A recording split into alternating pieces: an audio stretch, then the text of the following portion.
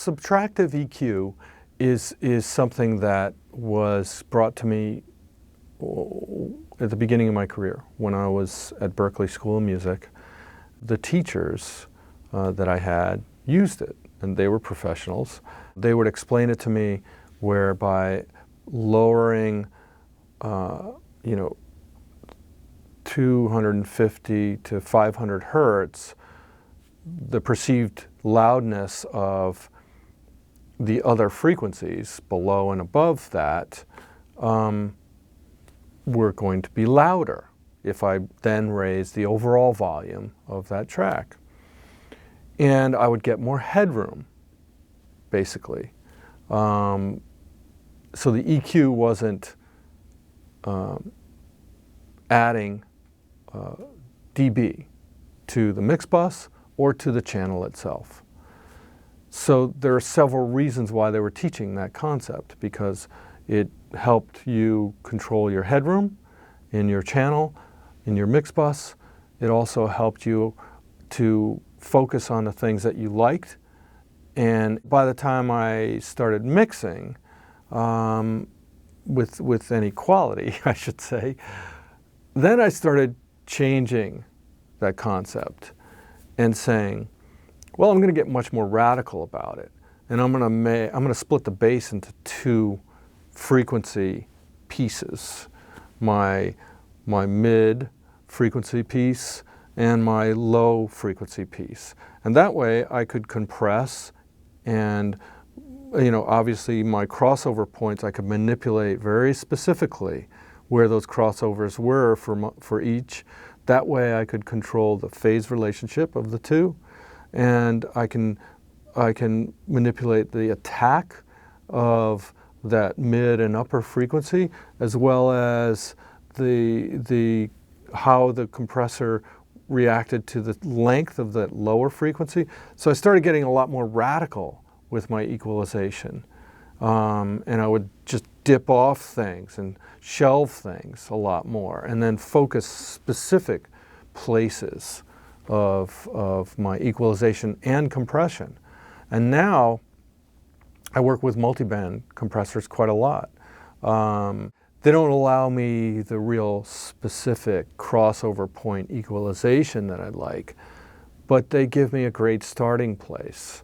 And it helps with things like vocals and bass, because I used to separate. I would separate a vocal sometimes to 4 pieces, depending on the section. So the verse, where they were singing calm and full voice, or I should say, sorry, I touched that, they're singing naturally without much push in their vocal cords.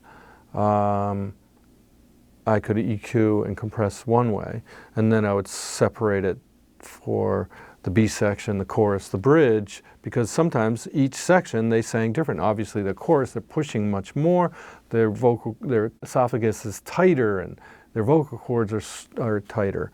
And that requires a different equalization, a different compression, all of that. And now I still do the same thing, only I do it slightly differently. Sometimes I use multiband compression, sometimes I use parallel EQ and compression. So I vary it depending on the song. I've gotten a little bit more sophisticated with it, because back in the day I didn't have the ability. I was on an analog console, and I had to separate everything. Now I can automate the frequency. I can change the frequency in automation as opposed to having to flip to another channel. So there's a lot more automated possibilities nowadays, whereas previously I had to mute one track and go to the next, mute one track, go to the next, on an SSL or a Neve console or something like that. So just equalization in general for me has varied. I think of it both about how my compressor is also EQing. And don't forget, this is all, phase relationship is all a big part of this. Comb filtering. We could go on forever.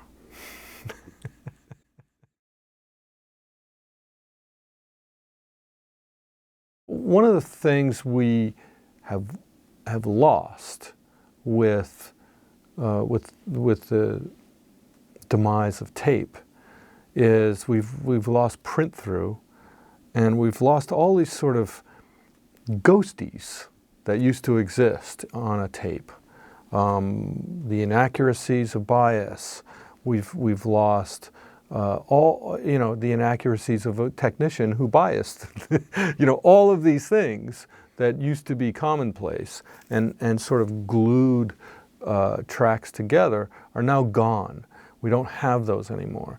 Some producers, Jeff Basker being one, and I'm lucky enough to work with him, and somebody like will.i.am, those fellas, they hear the old tape records and know, and they sonically they can hear what's missing now, and they add it in, and they do the things that create that glue, and the best producers do.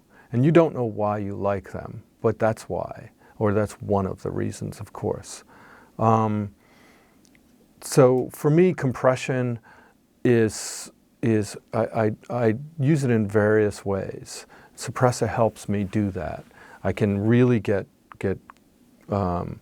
dramatic with it, and obviously I can include a delay. I can include reverbs. Quite often I'll put a reverb. I'll create this aux. I'll put a very, very short reverb with a 50-50 mix on it, so that it just adds this weird ghostly thing, a bit of pre-delay. And now I've created not only a strange dynamic, I've created a dynamic that's bouncing differently than the normal track, which is in a lot of ways what happened with tape, because it wasn't mathematical. If the tape wound slow, the print through was this far away. If you know what I mean? Or depending on where it was in the roll, if it was down here on the roll, the print through happened quicker. If it was up here, it happened slower, and and we used to hear delays and things like that. It's that exact same thing that I'm trying to get when I'm doing this sort of dynamic shifting, this sort of morphing of the dynamic. And suppressor helps me do that in a more radical way.